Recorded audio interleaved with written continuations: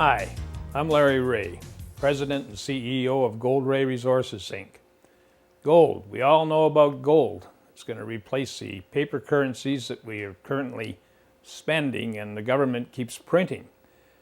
But our emphasis is in China, where we've developed a very nice gold deposit next to a producing mine called the Dai Gold Mine. Currently, we are in discussions with Chinese miners on how to progress this property into a 1,500 to 2,000 ton a day operation.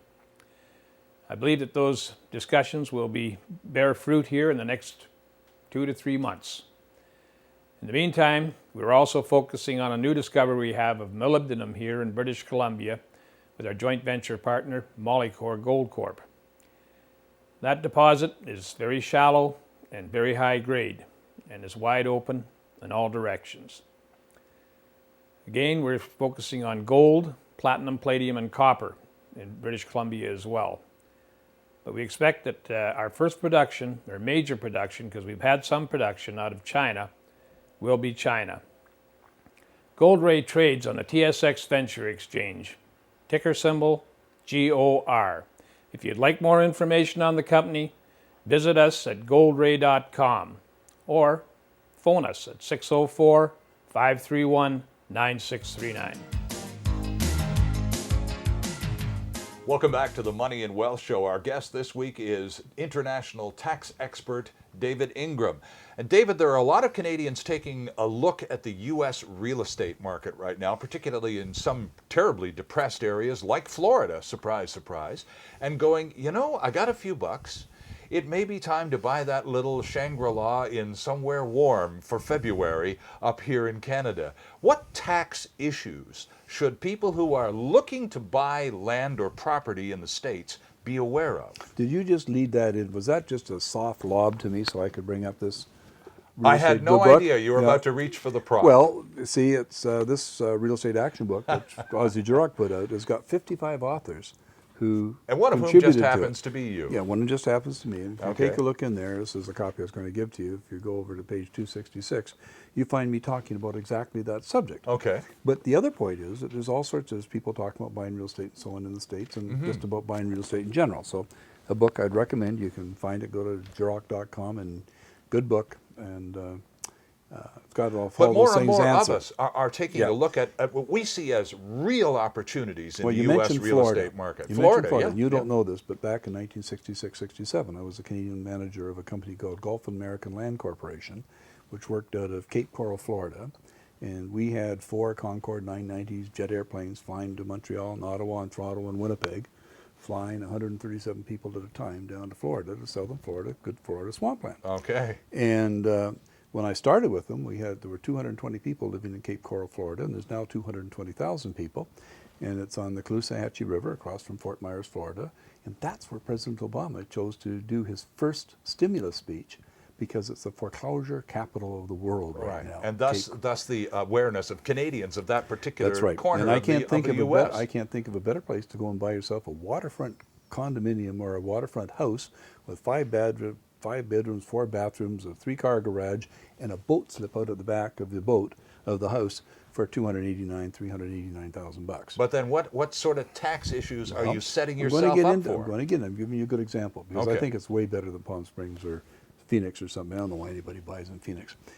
And I think that right now there's still 15% more down to go in the U.S. market because we got all the ARMs, the adjustable rate mortgages coming up, and they're bigger than the subprime mortgages, and it's just big, big, big, big.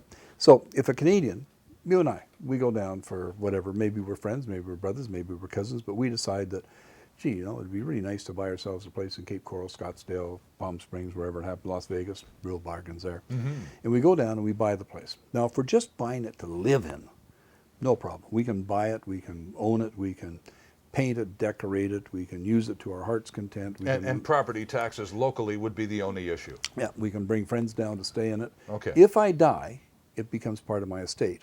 And it becomes part of my estate in this manner.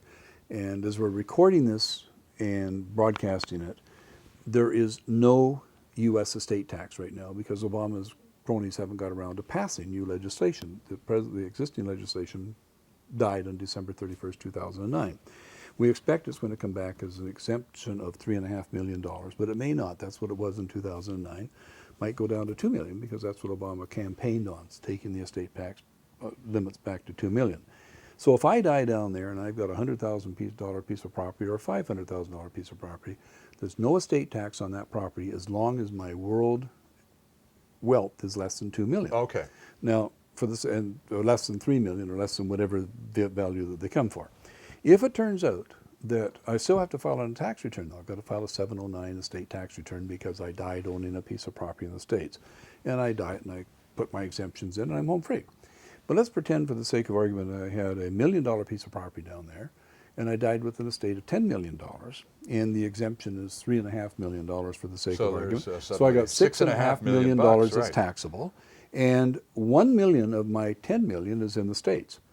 So we calculate the tax on $6.5 million, and then I pay $1 million over $10 million times whatever that tax was on the $6.5 million. That's my estate tax. Now, it's not all bad because I'm going to have a capital gains tax likely on that piece of property when I die from my Canadian tax return. The Canadian government, in a treaty that was signed in 1988, allows the tax that you paid on your estate tax to the states to be used as a credit against the capital gains tax in Canada. So that looks after you and I just went down and bought a place. It's not rented, it's not a business property. Right. If we decide to rent it, right, we decide to rent it. And it becomes a revenue producer. Or I decide I've got a business and I decide to let my staff use it for a week a year or 2 weeks a year. It's now a business property. Now I have to do a U.S. tax return for either the rent I received or the rental value of what I gave away. And because it's a business property, I can no longer paint it, decorate it. I can't sweep the front yard. I can't fix the garage door if it's broken. If I do, I'm subject to deportation. And I have to do a tax return, depending where I'm in. If in California, I do a 540 NR and a 1040 NR. If I'm in Arizona, I do a 104 NR and a 1040 NR. If I'm in Florida, there's no state tax, so I only have to do a 1040 NR. If I'm in Nevada, no state tax, just a 1040 NR. I file a Schedule E with that 1040 NR to report the rental income. If I pay tax on it because I made a profit, I then take the same figures that are on that Schedule E, put them on a Form T776 in Canada, and if there's tax paid to the states, I claim the tax is a foreign tax credit on my Form T2209 and T2036 in Canada. In Canada, here. In Canada. So I get credit for the tax I paid to the states.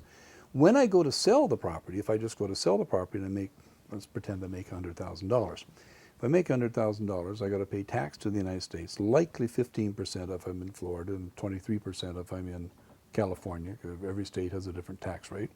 And I then get to claim 1/2 of the tax that I paid to the state. So let's pretend I make $100,000, forget about exchange. I end up paying $23,000 tax to the states. Okay. In Canada, I cut the capital gains in half because Canada says we only have to pay tax on half of it. So I calculate the tax on $50,000 instead of $100,000. And then you get to subtract half of tax that you've already paid Half to of the tax American I paid to the states because we're only source. taxing half of it. And that's not fair because we tax half of it at full rates and they take the full rates and tax it at half rate. So it doesn't work out right. It's unfair. But right. that's what you have to do. That's what keeps me in business. And most importantly, regardless of the situation you're going into, the key is homework and awareness of what the potential upside or ramifications might be from doing any kind of Well, you deal. got it. All this information you can find really easily by going to www.centa.com, which is my website. Just search rental Florida, rental Phoenix, rental Arizona. And it's all there. It's all there. All right.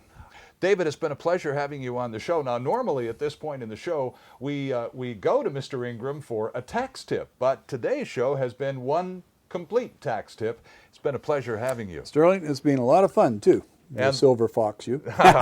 And the website, friends, is www.centa.com.